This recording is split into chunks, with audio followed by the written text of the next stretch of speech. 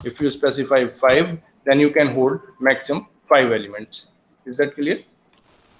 ये हमारा array declare हो गया 5 साइज का। आप ये भी कर सकते हैं, इंट AR1 है, सपोज कोई दूसरा एरे ले रहे हैं हम, ठीक है। आप एरे का साइज ना दें, ठीक है, और उसको इनिशियलाइज कर दें, ये भी पॉसिबल है। आप यहाँ पर 1 2 3 4 5 6 7 8 9 10, आपने यहाँ पर इसे 10 एलिमेंट्स पर इनिशियलाइज कर दिया। आपने एरे का साइज नहीं बताया था, लेकिन आपने एक एरे डिक्लेयर किया है और उसका साइज जो है वो बताने के बजाय आपने एरे के एलिमेंट्स को इनिशियलाइज कर दिया। Is it clear? First statement में आप देख सकते हैं, first statement an array of size 5 has been declared, and in second statement an array has been declared without specifying the size. This is also possible, but in this case you are initializing the array, so compiler will be able to calculate its size. Compiler जो है वो इसका size number of elements से calculate कर लेगा। आपका जो array है वो integer type है, so each element will occupy 2 bytes or 4 bytes depending on the platform, ठीक है। यहाँ पर शायद ये 4 बाइट का होगा ईच सेल, ठीक है। अगर ये 4 बाइट, आपने कितने सेल्स ले रखे, कितने एलिमेंट दिए, you have specified 10 elements, so 10 element means 40, ठीक है। तो कितने एलिमेंट हैं? 10 एलिमेंट है, तो कंपाइलर इसका साइज ऑटोमेटिकली 10 पर इनिशियलाइज कर देगा, ठीक है। ऐसा नहीं है कि इसका साइज अननोन, आप साइज नहीं देते हैं और इनिशियलाइज कर देते हैं, तो उस केस में कंपाइलर खुद ही काउंट कर लेगा कितने एलिमेंट हैं यहाँ पर, और उसको बता देगा भाई कि इतने आपका एरे का साइज हो गया। और आपने अगर ये लिखा हुआ है, मैं आपको एरे के सारे केसेस बता दे रहा हूँ। एरे 2, ये आपका मान लिया आपने साइज दिया इसका 5, इसको भी आप इनिशियलाइज कर सकते हैं लाइक दिस। यहाँ पर हमने दिया 2 4 6 8 एंड 10। Is that clear? यहाँ पर आपने एरे का साइज 5 दिया और 5 एलिमेंट्स पर इनिशियलाइज कर दिया है। और केस देखिए, इंट AR3, यहाँ पर आपने एरे का साइज 5 दिया है और आपने एलिमेंट्स दिए हैं 1 3 5। आपने यहाँ पर 3 एलिमेंट्स अगर स्पेसिफाई किए हैं। दीज आर डिफरेंट केसेस, जो पॉसिबिलिटीज आपके पास हो सकती हैं। AR4 में आपको सारी पॉसिबिलिटीज बता दे रहा हूँ जिससे आपको प्रॉब्लम ना हो। इक्वल टू ये आपने ले लिया सपोज 3 7 11 13 15 17, ठीक है। तो आपने यहाँ पर डिफरेंट केसेस देखे, ठीक है। आपके पास एक तो केस ये है दैट you are having यहाँ पर आप देखें तो ये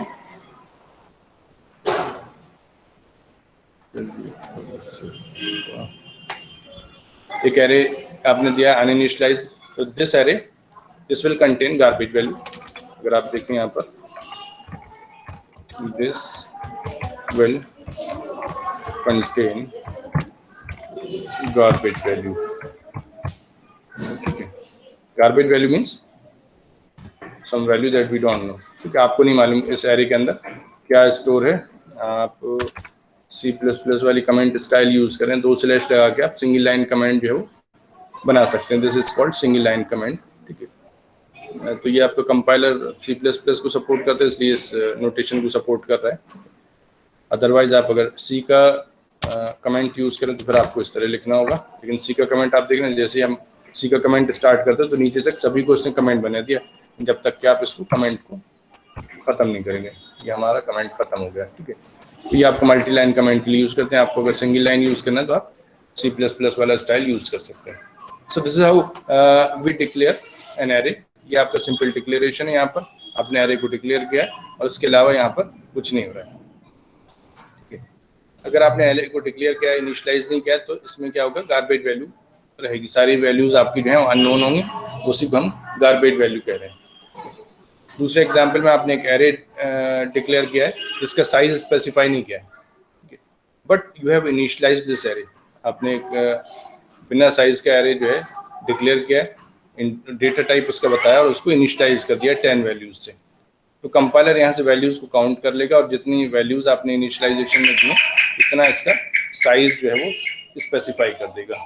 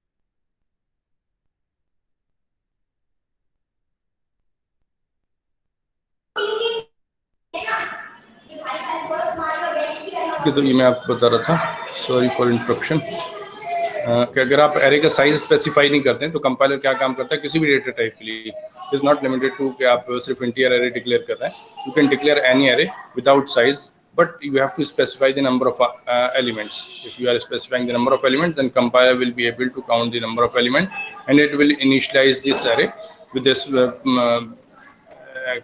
actual size. जो भी आपने एलिमेंट दिए उतने साइज पर ये इसका साइज जो है वो फिक्स कर देगा। तीसरा आप ये कर सकते हैं, आपने एक एरे डिक्लेयर किया है, यहाँ पर आप देख रहे हैं एरे आपने डिक्लेयर किया, उसमें 5 का साइज दिया और 5 एलिमेंट आपने स्पेसिफाई किए। एक ये केस हो सकता है, अगर ये केस है then all elements will be initialized. मैं लिख दे रहा हूँ, यहाँ पर क्या होगा, size of array will be calculated on the basis of number of elements.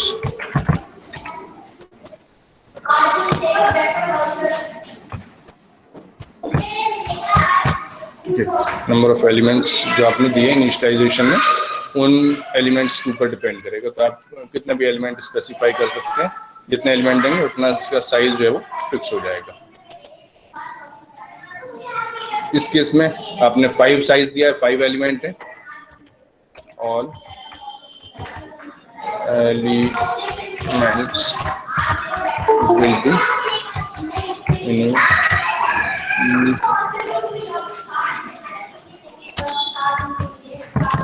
elements will be initialized। ठीक है, 5 एलिमेंट है, 5 आपने वैल्यूज दे रखी हैं। पहली वैल्यू जो है 2 हो जाएगी, दूसरी 4, फिर 6, फिर 8, फिर 10। पहली वैल्यू कहाँ पर होगी, AR2 के 0 एलिमेंट की वैल्यू 2 हो जाएगी, AR2 के फर्स्ट एलिमेंट की 4 हो जाएगी। इस तरह से AR2 का 4th एलिमेंट जो है वो 4th में मतलब AR2 और 4 इंडेक्स वाला एलिमेंट जो है वो 10 हो जाएगा। AR3 के केस में क्या होगा, the size of AR3 is also 5 elements. ठीक है, 5 इंटीजर्स का इसका साइज है, but we have provided only 3 elements. So what will happen in this case, compiler will initialize rest of the elements to 0। compiler जो बाकी elements को 0 पे initialise कर देगा। फर्स्ट 3 एलिमेंट्स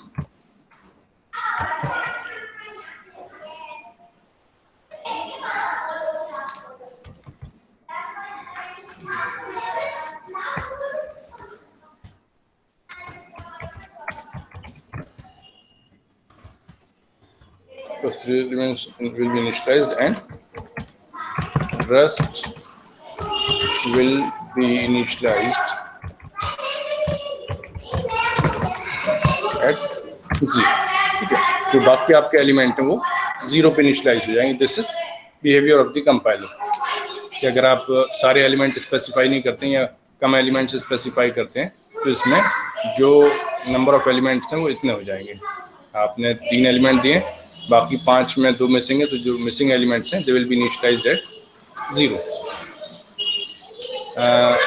फोर्थ एग्जाम्पल आप देखेंगे, यहाँ पर हमने जितना साइज उससे ज़्यादा एलिमेंट दिए, तो यहाँ पर कंपाइलर जो है वो एरर मैसेज जनरेट करेगा, टू मैनी आर्गुमेंट्स। आपके साइज कितने हैं, 5 है, तो आप सिर्फ 5 एलिमेंट देख सकते हैं, मैक्सिमम 3, 4, 5। आपने यहाँ पर 3, 7 एलिमेंट, तो ये अलाउ नहीं करेगा, कंपाइलर इसमें एरर मैसेज जनरेट कर देगा।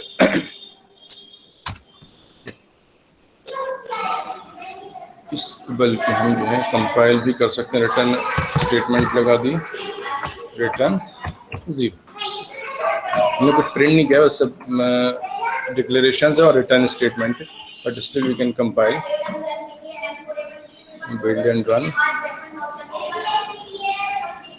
ठीक है, इसमें एक प्रोसेस रिटर्न 0, हमने 0 रिटर्न किया था, एग्जीक्यूशन टाइम शो कर रहा है ये।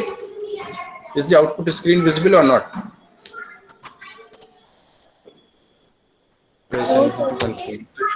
है आउटपुट स्क्रीन आ रही? नो सर,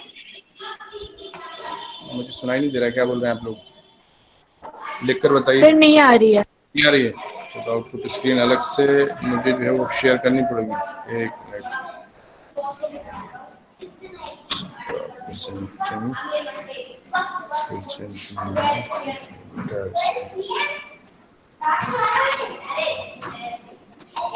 अब दिखाई देगा आप लोगों को मेरे ख्याल से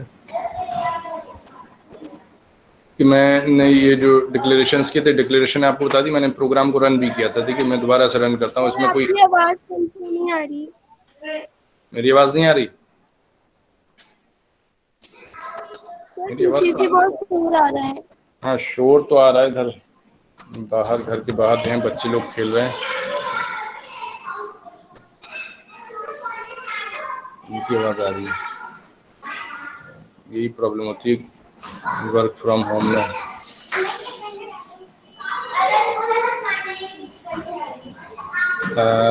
लेकिन मैं इसे रन करके दिखाता हूँ। ठीक है, अब आपका आउटपुट दिखाई दे रहा है, is showing process return 0 and execution time 0.225 seconds, press any two continue, क्योंकि वहाँ पर हमने कुछ आउटपुट में प्रिंट नहीं किया था, so that's why nothing has been printed, but program compiled successfully, it means it is not showing error. जब आप इसे रन करेंगे तब कुछ एरर आएगी। तो मैं इसको रन करके देखता हूँ, टू मैनी आर्गुमेंट्स। चलिए हम इन सबको प्रिंट करते हैं। मान लिया आपके पास 5 एलिमेंट्स हैं, ठीक है, ये तो हमारा हो गया इनिशियलाइजेशन का।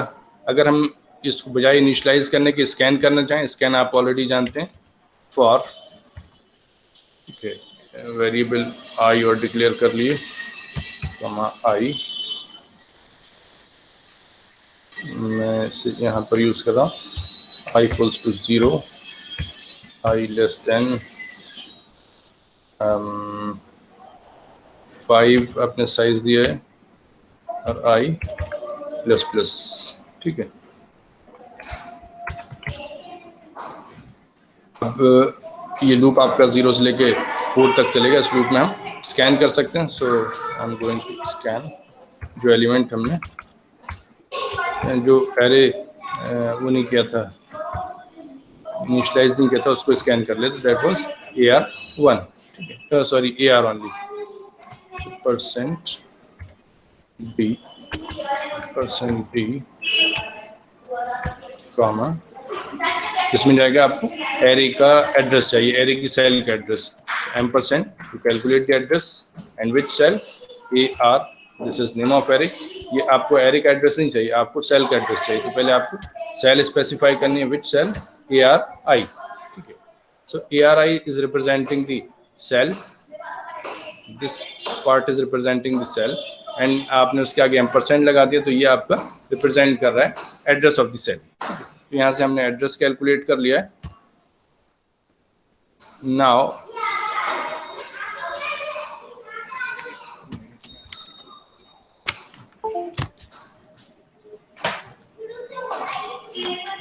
शो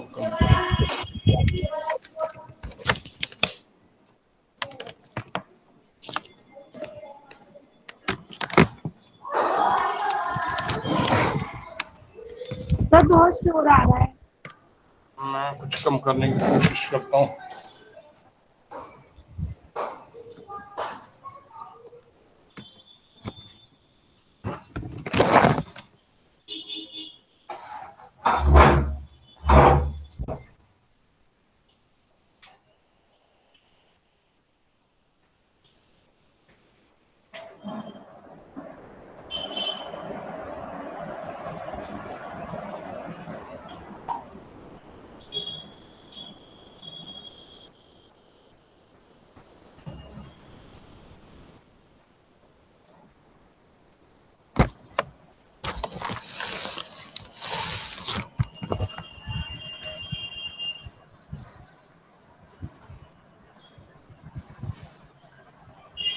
क्या अब मेरे ख्याल से कुछ कम आवाज़ आएगी आपके पास? ठीक है, ये मैंने स्कैन किया। ठीक है, 5 एलिमेंट स्कैन करने, यहाँ पर एक स्टेटमेंट लगा दिया using for loop and we are returning 0। अब इसको कंपाइल करके, कंपाइल से कुछ मालूम नहीं पड़ेगा तो हमें प्रिंट भी कराना पड़ेगा। कंट्रोल सी, ये आपका एरे स्कैन हो गया। अब हमें इस एरे को प्रिंट कराना है, so I am printing it here. Control V, scan की जगह क्या करेंगे हम? प्रिंट एफ यूज करेंगे।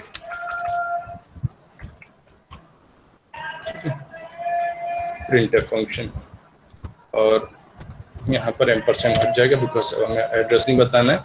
हमारे जो एलिमेंट्स हैं उनमें सारे एलिमेंट कंटिन्यूसली आएंगे, तो या तो हम यहाँ पे स्पेस लगाएं या कॉमा लगा दे रहे हैं, तो I am putting a comma है। ठीक है, ये आपका प्रिंट करने के बाद एक कॉमा प्रिंट कर देगा। Compile and run, so it is waiting for some input. I am giving 12, 34, 56, 78, 59, 5 element होगा। So you can see the output आप लोगों को नजर आ रहा है। यहाँ पर आप देखें 12, 34, 56, 78 और 89, ये तो हमारा था इनपुट। जो आउटपुट प्रिंट किया है दूसरे लूप में, अभी मैंने कॉमास प्लेस किए, तो आप देख सकते हैं 12, 34, 56, 78, 89। 89 के बाद भी कॉमा आ रहा है। ये आपको कोशिश करनी चाहिए कि ना आए, लेकिन आपने जैसा प्रोग्राम लिखा है या यहाँ पर आप प्रोग्राम देख रहे हैं उसके हिसाब से ही कॉमा हर नंबर के बाद आ रहा है, तो यहाँ पर भी आएगा। इसको, इस प्रॉब्लम को सॉल्व करने के लिए आपको कुछ उसमें जो करना पड़ेगा।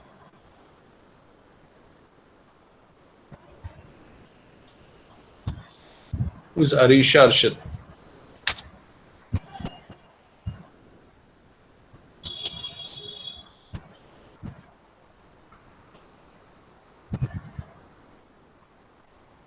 अरीशा अर्शद, आप ये क्या करती रहती हैं? बार बार प्रेजेंट करती रहती हैं। जब मैं प्रेजेंट कर रहा हूँ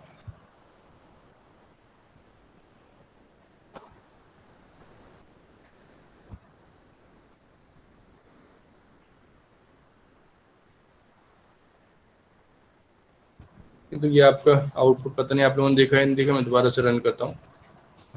देखिए मैंने इनपुट दिए थे 12, 34, 56, 78, 89, ये 5 इनपुट है। ठीक है, आप इसका आउटपुट देख सकते हैं कितना आ रहा है, 12, 34। मैं बताया था हर नंबर के बाद हमने यहाँ पर कॉमा प्लेस किया था। आप देख सकते हैं यहाँ पर %t के बाद कॉमा लगाया, तो ये हमारा आउटपुट की फॉर्मेटिंग, हमने यहाँ नंबर के बाद कॉमा लगाया तो हर नंबर के बाद एक कॉमा आएगा। हरीश अरशद क्या कर रही है ये?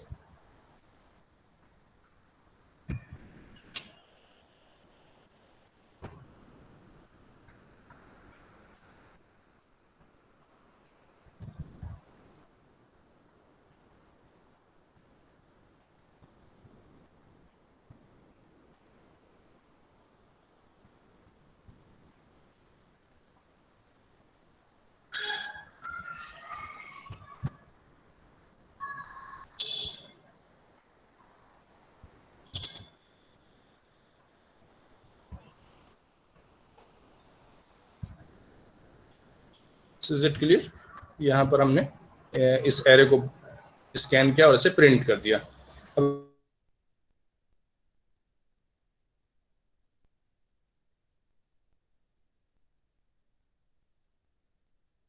टेक्स्ट जो है वो सर्च करवाना है। हमने एक एलिमेंट डिक्लेयर कर लिया। Now you have to scan this element. Message print करिए आपको जो प्रिंट करवाना है, enter the elements to search. जो एलिमेंट आपको सर्च करवाना है वो एलिमेंट आप यहाँ पर, ये सिर्फ मैसेज हमारा, ये कुछ स्कैन नहीं हो रहा है, स्कैन आप यहाँ पर करेंगे, scan F %d which element, ampersand ampersand कौन सा एलिमेंट स्कैन करना है, एक्स एलिमेंट स्कैन करना है। So we have scan the element X. Now we want to search. तो आपको क्या करना है, सर्च का मतलब आपको एरे के हर एलिमेंट से इसको कंपेयर करना पड़ेगा। This method is called linear search. ठीक है, अभी आपने मेरे ख्याल से बाइनरी सर्च पढ़ा भी नहीं होगा, तो अभी मैं बाइनरी सर्च नहीं बता रहा हूँ आपको, लीनियर सर्च बता रहा हूँ। लीनियर सर्च में क्या हो रहा है कि आपको एक्चुअली यहाँ पर चेक करना है, तो चेक करते हैं। चलिए चेक कैसे करेंगे आप, you have to compare your element X. आपको इस एक्स को कंपेयर करना है, किससे कंपेयर करेंगे, will compare it with some given number. आपको जो गिवन नंबर है इससे जो आपके एरे एलिमेंट्स है उससे कंपेयर करना है। गिवन नंबर तो आपका एक्स हो गया, जिसको आप सर्च कर रहे हैं, इसको आप कंपेयर करा रहे हैं किससे, A R ith elements, ith cell से आप कंपेयर कर रहे हैं। If it is equal, what does it mean, it means this X is present in the array. अगर ये मैच कर जाता है तो इसका मतलब हुआ कि आपका एक्स जो है वो इस एरे के अंदर मौजूद है। अगर ये मौजूद है, आपको इतना ही करना, जो मैंने आपको प्रॉब्लम दी थी उसमें क्या करना था, you have to print true और फॉल्स। तो आप यहाँ पर प्रिंट कर सकते हैं, मैं आपको सिंपली रखा था प्रोग्राम के, आपको सिर्फ ट्रू प्रिंट करना था। तो आप यहाँ पर न्यू लाइन में, न्यू लाइन कैरेक्टर आप जानते हैं, तो यहाँ पर हमने लिख दिया ट्रू। ठीक है, आपको जो आउटपुट जो प्रोग्राम दिया गया तो उसके हिसाब से मैं आउटपुट जनरेट करता हूँ। अगर आपका आउटपुट आपका ऑब्जेक्टिव चेंज हो तो आप उसके हिसाब से अपने प्रोग्राम में मॉडिफिकेशन कर सकते हैं। अब एक बात जो यहाँ पर नोट करने वाली है वो ये है कि ये चलिए पहले मैं आपको एल्स भी बता दूँ। ठीक है, अगर आपका एलिमेंट एक्स मिल जाता है तो आप क्या प्रिंट करेंगे, ट्रू प्रिंट करेंगे। अगर नहीं मिलता है तो आपको क्या करना पड़ेगा, you need to print false. अब आप अगर यहाँ पर एल्स के साथ फॉल्स प्रिंट कर देते हैं तो आपका हर एलिमेंट को कंपेयर करने के बाद ये ट्रू और फॉल्स प्रिंट कर रहा है यहाँ पर बेसिकली, और हम ये नहीं चाहते कि हर एलिमेंट के बाद प्रिंट करें। ठीक है, कि अगर आप यहाँ पर एल्स लगाते हैं तो क्या होगा, जस्ट सी एल्स, हमें एल्स में कुछ और तो करना नहीं, we are just printing else printf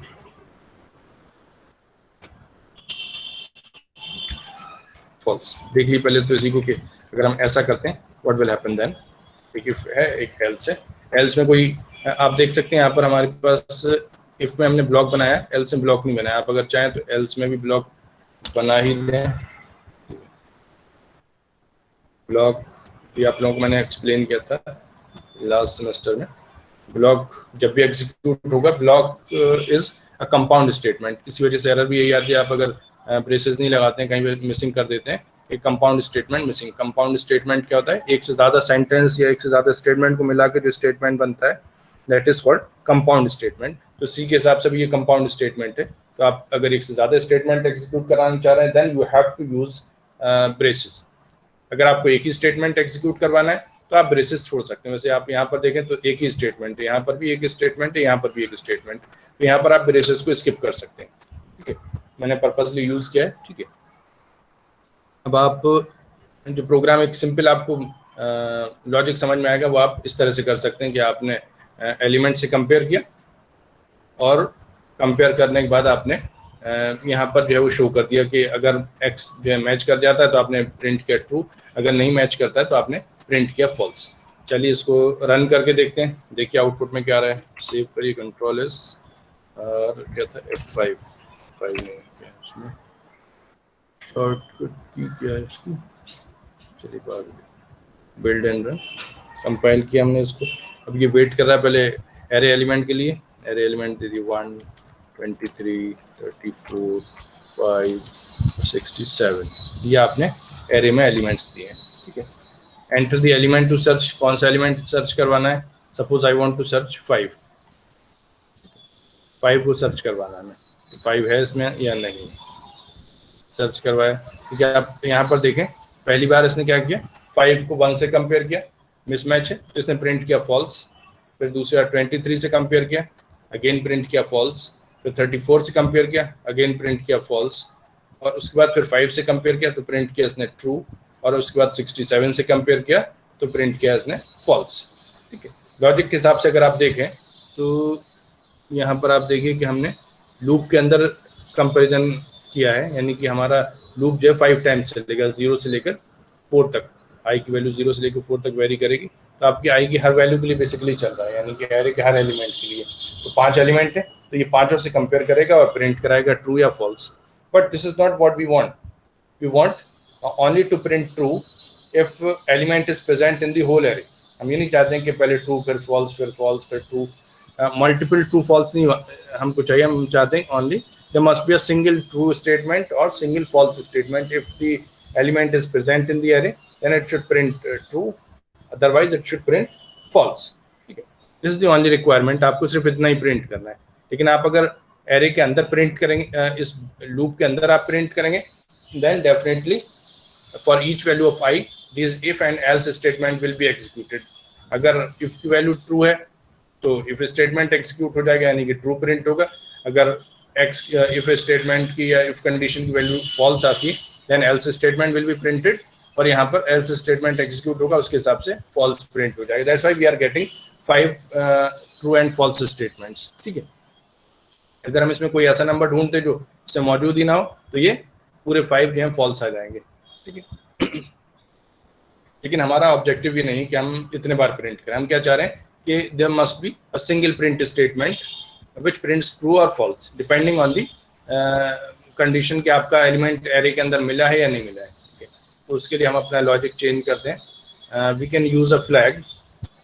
ठीक है, flag is not special variable, this is just a normal variable. आप वाई भी ले सकते हैं, मगर फ्लैग हम इस पर्पस के लिए ले रहे हैं कि हम इसको इसी के लिए यूज कर रहे हैं। जैसे फ्लैग होता है ना, फ्लैग से एक निशानी होती है, इस तरह से हम इसको यूज कर रहे हैं। फ्लैग इज 0, यानी बाय डिफॉल्ट हम ये मान के चल, और 0 का मतलब है कि हमारा एलिमेंट जो है वो एरे के अंदर नहीं प्रेजेंट है। और अगर एक फ्लैग की वैल्यू 1 होती है, it means the element is present in the array. So initial value flag की क्या है, 0 है। अगर हमें एलिमेंट फ्लैग एरे के अंदर मिलेगा तभी ये वैल्यू चेंज होगी, अदरवाइज ये वैल्यू चेंज नहीं होगी। हमें करना क्या है, we need to set the value of flag equals to 1। अगर एरे के अंदर हमें मिलता है एलिमेंट तो हम फ्लैग की वैल्यू क्या कर देंगे, 1 कर देंगे। अगर नहीं मिलता है तो हमें कुछ करने की जरूरत नहीं है। Is that clear? अब आप यहाँ पर क्या कर रहे हैं, we are just checking whether X is present in the array or not. If it is present then flag will be set to 1, otherwise we are not changing the value of flag because it is already 0। अगर उसमें element present नहीं है तो हमारा flag already 0 पर था, so it will remain 0। So we will compare with first element, then second element, then third element, then fourth element. सारे element से कंपेयर करने के बाद हम इस नतीजे पर पहुंचे कि हमारा अगर फ्लैग इस लूप से बाहर आने के बाद फ्लैग की वैल्यू 1 रहती है, तो इसका मतलब क्या हुआ कि हमारा जो एरे है उसमें एलिमेंट मौजूद नहीं है। अब इसको कम, अच्छा लेकिन अभी हमने प्रिंट स्टेटमेंट अभी नहीं लगाए ना। After coming out of the loop, जो हमारा फॉर लूप था, इससे जब हम बाहर आएंगे तो यहाँ पर हम प्रिंट कर सकते हैं with checking the value of flag if flag equals to 1।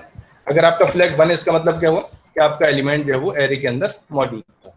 हमें यहाँ पर कुछ और नहीं करना है, we just need to print value. तो यहाँ पर हम विदाउट एनी ब्लॉक लिख सकते हैं, print true, and a single statement is needed, else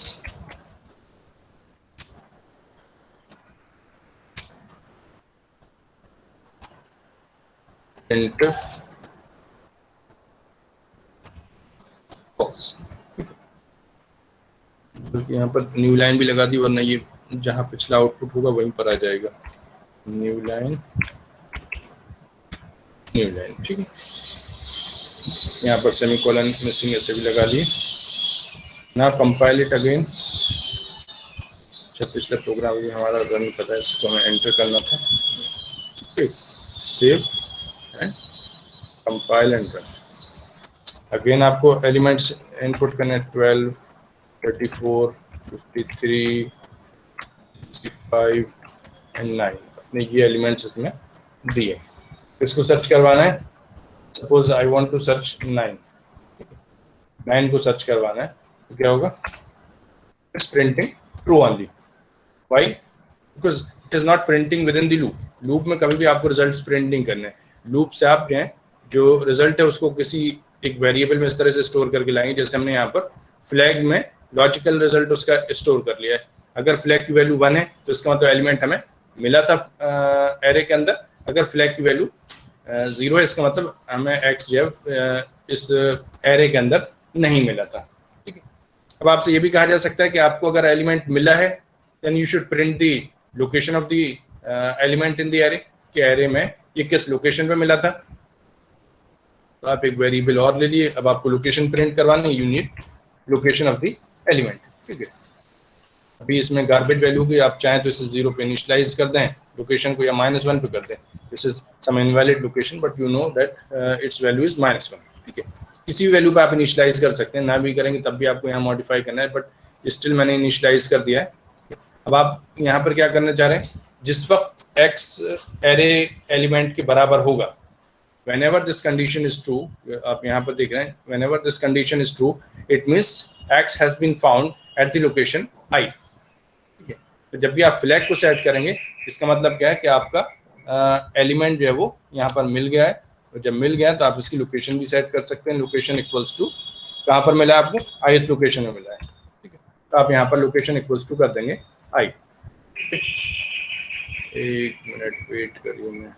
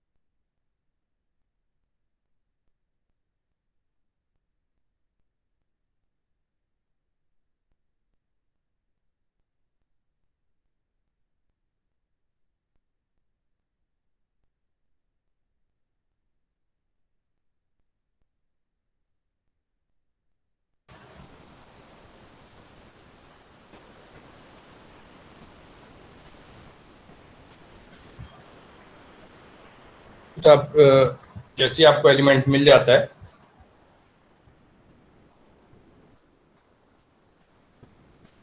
जैसे आपको एलिमेंट मिलता है, आप यहाँ पर जिस वक्त एलिमेंट मिला है उसी वक्त आप उसकी लोकेशन जो है वो एक वेरिएबल लॉग में स्टोर कर देते हैं। So whenever you come out of this loop, this log will hold the value of I eight which the x was found.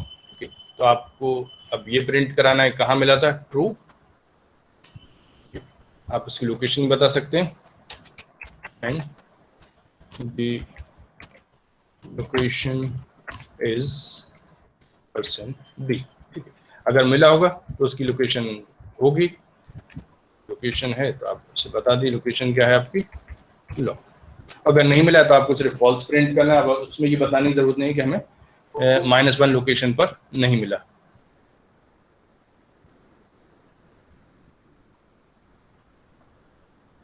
ठीक है। तो आपको अगर एलिमेंट मिल जाता है तो ठीक है, अगर नहीं मिलता है तो आप उसको सिर्फ प्रिंट कर देंगे फॉल्स। अगर मिल जाता है तो आप ट्रू प्रिंट करेंगे और उसकी लोकेशन भी प्रिंट कराएंगे। लोकेशन के लिए हमने क्या किया, एक वेरिएबल और लिया है और उस वेरिएबल में जैसे हमारा x मैच करता है किसी वैल्यू से एरे के अंदर, उसी वक्त हम फ्लैग सेट करते हैं, उसी वक्त उसकी लोकेशन स्टोर कर लेते हैं वेरिएबल लॉग में। इसको सेव करिए, Ctrl+S, compile and run.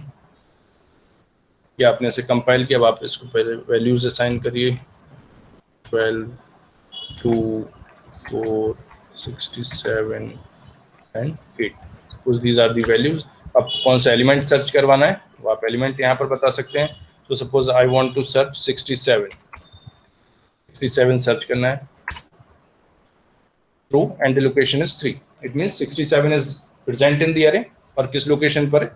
3 location पर है. लोकेशन 3 का मतलब क्या है? यहाँ पर काउंटिंग कहाँ से स्टार्ट हो रही है? लोकेशन आपकी 0 से स्टार्ट हो रही है. सो आप देख सकते हैं यहाँ पर अगर आप 12 पर हैं देन लोकेशन इज 0, अगर 2 पर हैं तो लोकेशन इज 1, अगर 4 पर हैं तो लोकेशन इज 2 और 67 पर है तो लोकेशन आपकी क्या हुई?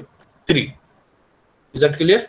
इस वजह से ये 3 कर रहा है. अगर आप ये चाहें कि ये 4th एलिमेंट है आपका एरे के अंदर और इसे 4 शो करना चाहिए तो आप यहाँ पर थोड़ा सा मॉडिफिकेशन कर सकते हैं. लोकेशन को वही रहने दिए.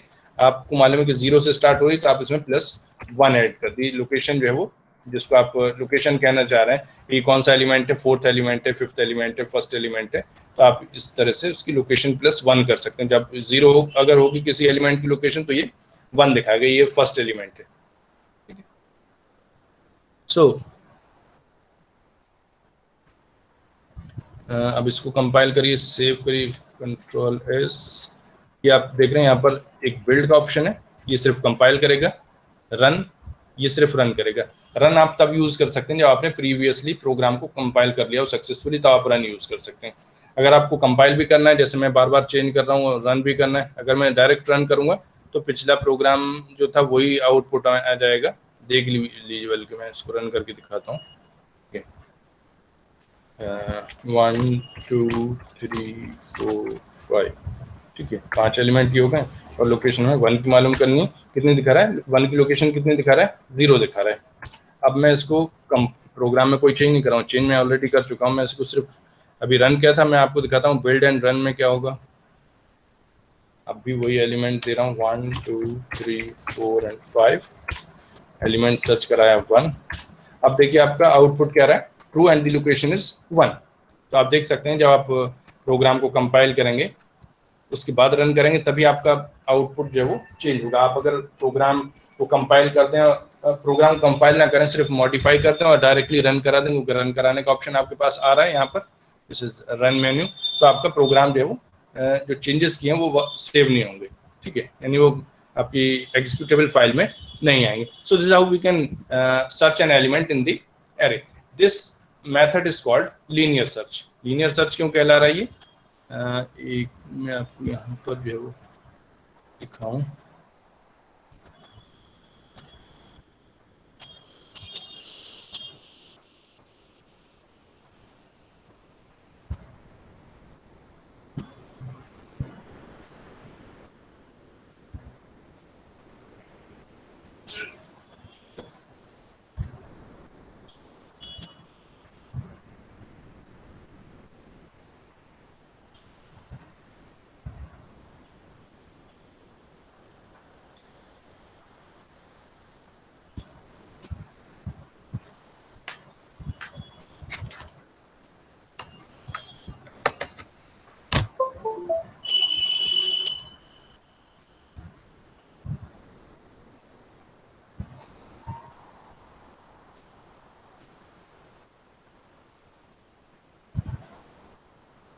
जब देखिए आपको जो बताना चाह रहा था कि आप इसको लीनियर सर्च क्यों करें.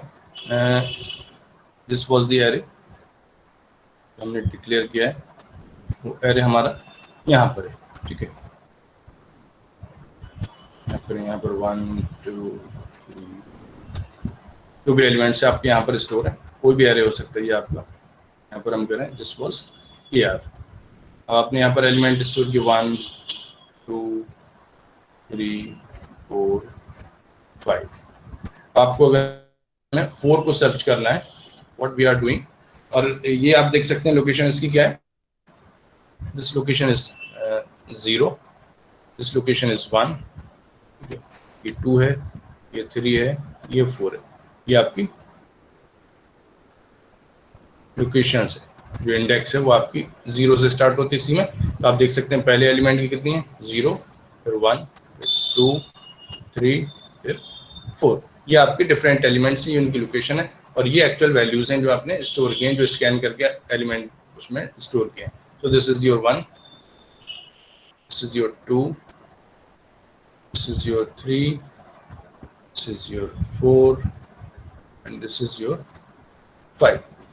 तो आपके पास 5 एलिमेंट्स हैं. अब आपको करना क्या है? आपको कोई एलिमेंट सर्च करवाना है. आपने कहा कि x, इस x को हम सर्च करवा रहे हैं. तो आपके पास क्या हो सकता है, x की वैल्यू सपोज 3 है। अब आप इसको स्टार्ट कहाँ से करते हैं, उस लूप के अंदर पहले एलिमेंट से कंपेयर करना स्टार्ट करते हैं। You are comparing 3 with 1, condition is false, ठीक है।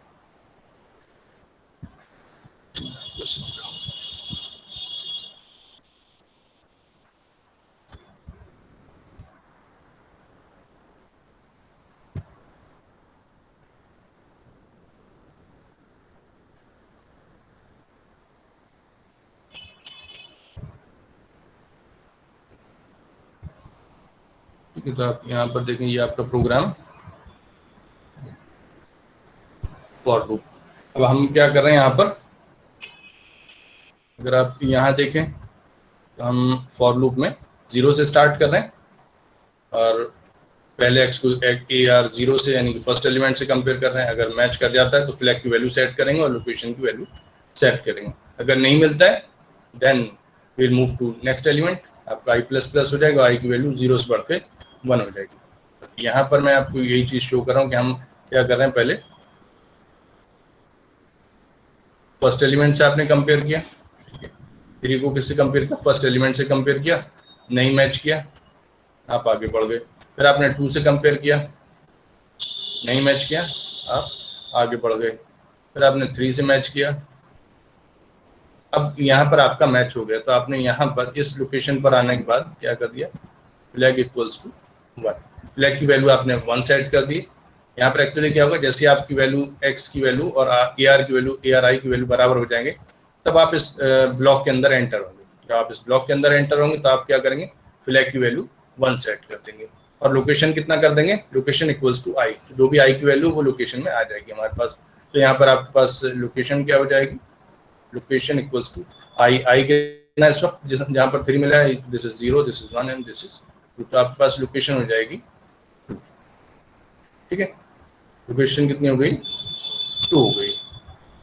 आपका लूप चलता रहेगा, फिर उसके बाद आप 4 से कंपेयर करेंगे, कुछ मैच नहीं होगा तो इफ स्टेटमेंट इसमें है, एल्स स्टेटमेंट है नहीं, कुछ नो एक्शन वैल्यू परफॉर्म, फिर आप 5 से कंपेयर करेंगे, नो एक्शन वैल्यू परफॉर्म, तो आपको उसके बाद आपका लूप जो है वो खत्म हो गया। आप 5 तक पहुंच गए, आई की वैल्यू जैसी 5 होगी आप लूप से एग्जिट कर जाएंगे। Now you will come to the if statement जो फॉर लूप के बाहर है, यानी आप कह सकते हैं इस वाले इफ स्टेटमेंट में आप आएंगे। जैसे इस स्टेटमेंट में आएंगे, यहाँ पर क्या चेक हो रहा है, फ्लैग की वैल्यू चेक हो रही है। ठीक है, फ्लैग की वैल्यू क्या है, फ्लैग की वैल्यू अगर आप देखें so you have already set it to 1, आपने 1 सेट करके, तो ये इफ स्टेटमेंट एग्जीक्यूट हो जाएगा। यहाँ पर क्या प्रिंट होगा, true and the location is %d, और %d पर आपने क्या प्रिंट किया, आपने प्रिंट किया लोकेशन log +1। ठीक है, so what value will be printed, आपकी जो वैल्यू प्रिंट होगी वो होगी log +1, that is 2 + 1 = 3। So this will be printed, जो आपका आउटपुट पर आएगा वो ये चीज आएगी। So this is what we want. ये एक एरे है हमारे पास, लीनियर एरे, इसको हम लीनियर एरे कहते हैं क्योंकि एक ही डायमेंशन में आप देखें तो ये एक ही डायरेक्शन x डायरेक्शन में बढ़ रहा है आपका एरे, इधर को जा रहा है, तो we call it the linear array. ये आपका लीनियर एरे है। और जो आपने सर्च मैकेनिज्म यूज किया है, आपने पहले एलिमेंट से स्टार्ट किया है, फिर दूसरे पे गए, फिर तीसरे पे गए, फिर चौथे पे गए, फिर 5वें पे गए।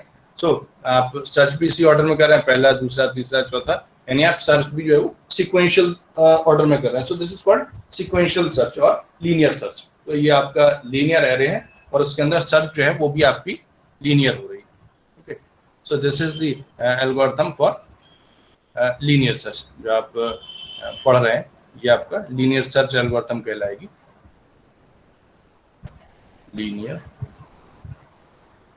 सर्च। ठीक है, लीनियर सर्च में क्या हो रहा है कि आप लाइन बाय लाइन सर्च कर रहे हैं। आप पहले एलिमेंट से स्टार्ट करेंगे सर्च करना, फिर दूसरे पे जाएंगे, फिर तीसरे पे जाएंगे, फिर चौथे पे, and so on. So in this manner you are searching the entire array. Array का साइज जो है वो फिक्स नहीं है, आप एरे का साइज कुछ भी ले सकते हैं। इट मे बी 5, जैसा हमने लिया, छोटा सा एग्जाम्पल है, 5 इसलिए और लिया है कि आपके पास 5 से ज़्यादा एलिमेंट स्कैन न करवाने पड़े। You can have an array of size 100 और 200 और 10,000 और 1 मिलियन। ठीक है, आप कोई भी एरे साइज ले सकते हैं, जितना भी आपका सिस्टम सपोर्ट कर रहा हो, जितने आपके पास मेमोरी अवेलेबल है उतना आप एरे ले सकते हैं। ठीक है, उसके बाद आपको इसे सर्च करना है। अगर आप सपोज करें कि आपको एक सर्च करने में एक मिली सेकेंड लगता है। जस्ट सपोज कि आप जो सर्च एल्गोरिथम लगा रहे हैं उसमें आपको एक एलिमेंट सर्च करने में 1 मिली सेकेंड लग रहा है। And suppose if there are 1 million elements, तो आपको कितना टाइम लगेगा?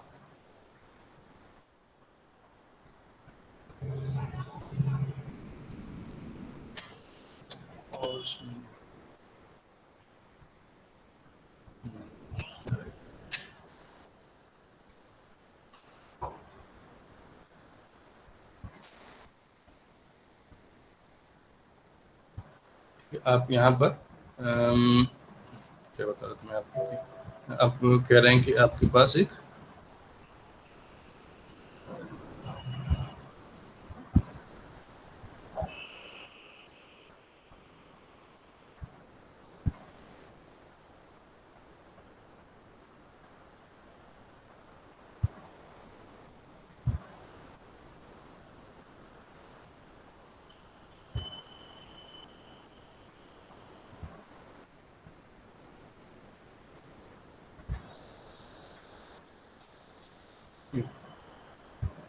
हम कह रहे हैं कि हमारे पास एक एरे है। एक एलिमेंट को सर्च करने में टाइम कितना लग रहा है? t equals to 1 millisecond. आप इसको कह सकते हैं 1 × 10⁻³ सेकेंड। ठीक है, एक एलिमेंट को सर्च करने में टाइम इतना लग रहा है। ठीक है, और आप कह रहे हैं कि आपके पास नंबर ऑफ एलिमेंट कितने हैं? n equals to 1 million. Just imagine 1 million मतलब 1 × 10⁻⁶। ठीक है, आपका टोटल टाइम कितना लग जाएगा? आप अगर सारे एलिमेंट को सर्च करते हैं तो कितना टाइम लग जाए? एक एलिमेंट में कितना लग रहा है? 1 × 10⁻³ और 1 मिलियन मतलब 10 लाख आपके पास एलिमेंट है। 1 × 10⁻⁶। कैलकुलेट होकर कितना आएगा?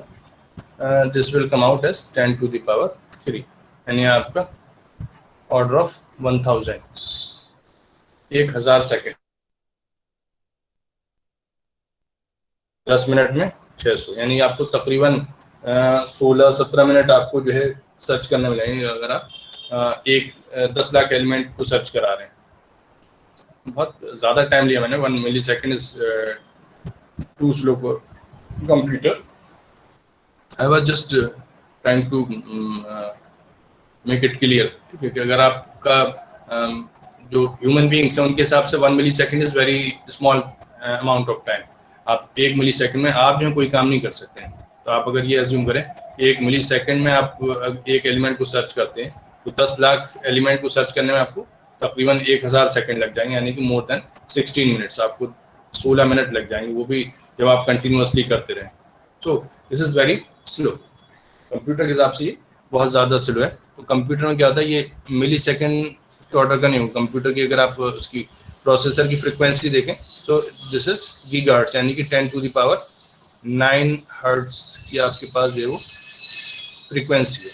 यानी कि एक सेकेंड में 10⁹ टाइम्स आपका जो है वो CPU वर्क कर रहा है। तो आप यहाँ पर देखें तो आप कह सकते हैं कि आपको टाइम कितना लगा। अप्रोक्सीमेट आप कह सकते हैं ऑर्डर ऑफ 10⁻⁹ एक स्टेटमेंट को या एक कंपैरिजन को कंप्लीट करने में। या आप कुछ कम कर सकते हैं, ये तो इसके गीगाहर्ट्ज के तो ऑर्डर की उसकी स्पीड है। कुछ आप प्रोसेसिंग करेंगे उससे टाइम बढ़ ही जाएगा। सपोज -8 के ऑर्डर का आपका टाइम लग रहा है। टाइम पहले 10⁻³ था, उन्होंने टाइम कितना कर दिया? 10⁻⁻8 के ऑर्डर का टाइम अगर कर दिया। अब आप देखें तब कितना टाइम लगेगा 10 लाख एलिमेंट को सर्च करने में? n तो उतना ही। So now this t will come out as 1 × 10⁻⁻8 into 1 × 10⁻⁶ कितना हो जाएगा? 10⁻⁻², यानी कि ये सेकंड्स में है। ठीक है, यानी कि 1/100 सेकेंड, और you can say 10 milli second. तो आपको जो टाइम लगेगा, अगर आप गीगाहर्ट्ज यानी कि अभी जो लेटेस्ट प्रोसेसर आ रहे हैं उनकी स्पीड से भी काम करते हैं, तो 10 मिलियन एलिमेंट को सर्च करने में आपको 10 मिली सेकेंड जो अप्रॉक्सीमेटली लग जाएंगे। ठीक है, अगर आप नंबर ऑफ एलिमेंट और बढ़ा दें, अगर आप इसे जो है वो क्या बोलते हैं नंबर ऑफ एलिमेंट जो है 1 मिलियन से बढ़ा के 1 बिलियन कर दें। जो आपका 10⁶ था, मिलियन की बजाय अगर आप बिलियन कर दें, ठीक है, तो बिलियन में कितना हो जाएगा, 10⁹ हो जाएगा। तो यहाँ पर 10⁸, यहाँ पर 10⁹, इस केस में कितना हो जाएगा, 1 × 10⁹, 1 × 10⁻⁸ तो ये आ जाएगा 10 सेकंड। तब आपको इतना 10 सेकंड के ऑर्डर का टाइम लग गया। हम जस्ट एक्सप्लेनिंग कि आपकी लीनियर सर्च कितनी इनएफिशिएंट हो सकती है। जब आप छोटे प्रोग्राम बना रहे हैं जिसमें 5 ही एलिमेंट हैं, उस केस में तो ये 5 एलिमेंट के केस में तो ये जो है वो आप आसानी से देख सकते हैं। आपको एक्चुअली डिफरेंस ही मालूम नहीं पड़ा है कि आपने जल्दी काम किया या देर से काम किया। लेकिन आप अगर नंबर ऑफ एलिमेंट बढ़ाते जाएं तो आपको मालूम पड़ेगा लीनियर सर्च जो है वो बहुत इनएफिशिएंट है। इसके लिए एक दूसरी सर्च एल्गोरिथम जो है वो प्रपोज करी गई, that is called binary search. वो आपकी बाइनरी सर्च जो है वो अभी सर मेरे ख्याल से डिस्कस करेंगे, तभी हम लोग भी उसको डिस्कस करेंगे। अभी हम उसको फिलहाल डिस्कस नहीं कर रहे हैं, ठीक है। तो अब आप अपने प्रोग्राम में जो आपने बनाया था उसको मॉडिफाई करिए और इस प्रोग्राम को आप गूगल क्लासरूम पे सबमिट भी करेंगे, ठीक है। सबमिट कैसे करना है, आप वहीं पे टाइप करेंगे। चाहे आप पहले अपने कॉपी पे लेके प्रोग्राम, फिर उसके बाद गूगल क्लासरूम पे अपना प्रोग्राम जो है वहां पर टाइप करेंगे, ठीक है। जैसे सी का प्रोग्राम टाइप करते हैं उसी प्रोग्राम को आपको टाइप करना है, ठीक है। वो प्रोग्राम आप वहां पर टाइप करिए और उसमें आपको ये करना है कि एरे डिक्लेयर करना है इंटीजर टाइप का। उस एरे के एलिमेंट जो है वो आपको स्कैन करवाने हैं। फिर आपको एक एलिमेंट डिक्लेयर कर मतलब एक एलिमेंट आपको स्कैन करवाना है जिसको सर्च करेंगे और उसको पूरे एरे के अंदर सर्च करना है। And you have to print the successful message with location of the element, otherwise unsuccessful search आप जो है प्रिंट कर सकते हैं, ठीक है। Search was successful and this was the location. अगर नहीं मिलता है तो फिर आप लिख सकते हैं unsuccessful search. So this is the work for today. ये आपने आज जो किया है उसके लिए आपका काम हो गया है। इसको आप जो है बंद करिए, ठीक है। तो आप अपना प्रोग्राम लिख के गूगल क्लासरूम पे सबमिट करिए। आपकी लैब मेरी तरफ से जो है वो मैं ख़त्म कर रहा हूँ। ख़त्म का मतलब अब आपका काम बचा, आप इस प्रोग्राम को बनाएं और गूगल क्लासरूम पे सबमिट करें। आप लोग ना भाग जाएं कि जैसी क्लास ख़त्म हुई मैंने ख़त्म करी और आपने डिस्कनेक्ट कर दिया और उसके बाद गायब। आप इस प्रोग्राम को बनाएं और अभी के अभी कंप्लीट करें और गूगल क्लासरूम पे सबमिट करें। और फिलहाल आप ये काम करें कि आप अपने यहाँ पर अटेंडेंस जो है चैट में अपने अपने रोल नंबर्स लिखें। जिन लोगों का अकाउंट नेम जो है वो अपने नाम से नहीं है, वो अपना नाम और रोल नंबर दोनों चीज़ें लिखें।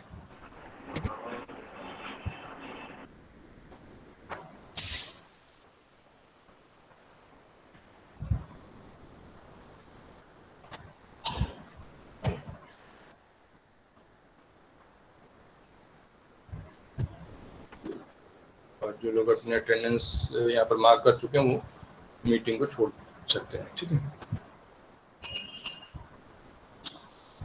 और ध्यान रखिए कि अगली बार से कोई दूसरा प्रेजेंट नहीं करेगा। अगर गलती से हो जाता है तो भी एक बार होगा ना, बार बार गलती करने क्या मतलब। प्रेजेंट आपको नहीं करना है, आपको सिर्फ क्लास ज्वाइन करनी है और सुनना है। अगर आपको कुछ पूछना हो तो आप पूछ सकते हैं, लेकिन आप प्रेजेंट नहीं करेंगे क्योंकि प्रेजेंट करने का काम टीचर का है।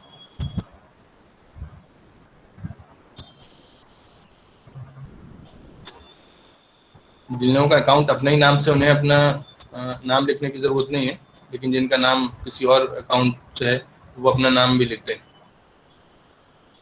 जैसे अजहर खान आता है नाम, ठीक। काजल सिंह कौन है, काजल, इन्होंने पिछले उसमें कोई टेस्ट नहीं दिया था, कोई असाइनमेंट सबमिट नहीं किया था पिछले सेमेस्टर में। काजल, सर वो मेरा फोन खराब हो गया था, इस वजह से मैं कर नहीं पाई थी। उसके बाद भी हम लोगों ने कितना जून तक का टाइम दिया था, 15 जून, तब भी आप लोगों ने कुछ सबमिट नहीं किया। मार्क्स भी डिस्प्ले कर दिया। अब आप कैसे क्लियर करेंगे उसे? कितने मार्क्स आपको मिले थे उसमें कल से? या तो आप एब्सेंट हैं उसमें या आई डोंट रिमेम्बर, लेकिन मुझे सब नाम ध्यान है।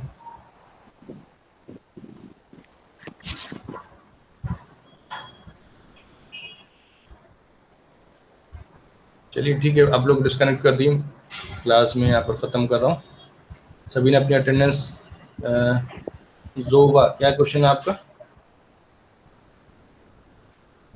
So if we use the address as a log equals to ampersand and the address of each and the address of each elements that we want to print. क्या करना चाह रही हैं? सर जो एड्रेस हम जिस एलिमेंट को हम सर्च कर रहे हैं उसका एड्रेस में एम्परसेंड लगा करके एड्रेस अगर प्रिंट करना चाहें तो फिर जो रजिस्टर में जो उसकी एड्रेस होगी वो वाला प्रिंट होगा ना। मैं समझ नहीं पाया आपका सवाल। आप ये कहना चाह रही हैं कि जैसे हमने एक्स लिया था यहाँ पर, ठीक है, मेरी शायद स्क्रीन प्रेजेंट हो रही, ठीक है, ये एक्स को स्कैन किया है, ठीक है, तो यहाँ पर एम्परसेंड क्यों लगाया? No sir. सर लास्ट में जब उसकी हमें लोकेशन प्रिंट करनी है तो लोकेशन अगर हम रजिस्टर में किस लोकेशन पे है तो उसे प्रिंट एफ लगा करके एंड एड्रेस में लोकेशन, वो एम्परसेंड। लोकेशन होती है मेमोरी लोकेशन। Yes sir. हम मेमोरी लोकेशन की बात नहीं कर रहे हैं। मेमोरी लोकेशन तो उसकी कुछ होगी, मान लिया आप कह रहे हैं कि 5273 इस तरह की कोई लोकेशन आ रही, वो आपके लिए रिलेवेंट भी नहीं है, उससे आपको कोई मतलब भी नहीं। लोकेशन का मतलब है we want to print the logical location, कि आपका एलिमेंट जो है वो एरे के अंदर किस जगह पर है।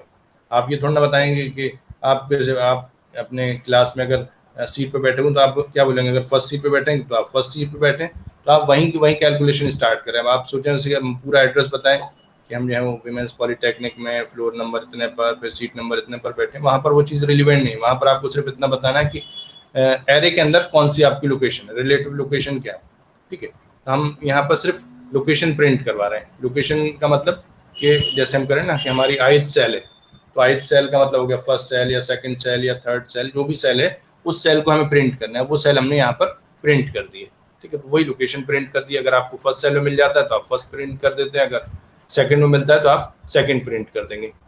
Is that clear? यहाँ पर लोकेशन का मतलब एड्रेस से नहीं है, हम एड्रेस नहीं ले रहे हैं, हम यहाँ पर रिलेटिव लोकेशन ले रहे हैं जो एरे के अंदर है।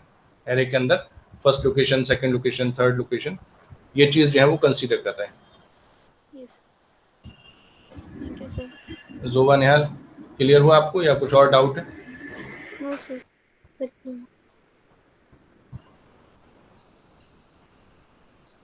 बल्कि सभी लोगों को क्लियर होना चाहिए। लोकेशन लिखा है तो लोकेशन से आप कंफ्यूज कर सकते हैं। लोकेशन का मतलब जो है मेमोरी लोकेशन, तो मेमोरी लोकेशन नहीं है, हम यहाँ पर लोकेशन से मतलब ले रहे हैं कि ये आपका जो एरे है उसके अंदर कौन सी लोकेशन है, फर्स्ट लोकेशन पर है, सेकंड लोकेशन पर है, थर्ड लोकेशन पर है, ठीक है।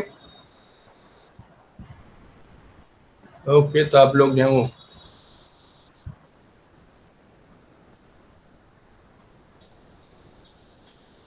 गूगल क्लासरूम पे क्वेश्चन दोबारा बताऊं? चलिए ठीक है, चलिए मैं अभी डिस्कनेक्ट कर रहा हूँ, ठीक है। आप लोग भी जो है वो मीटिंग छोड़ दिए।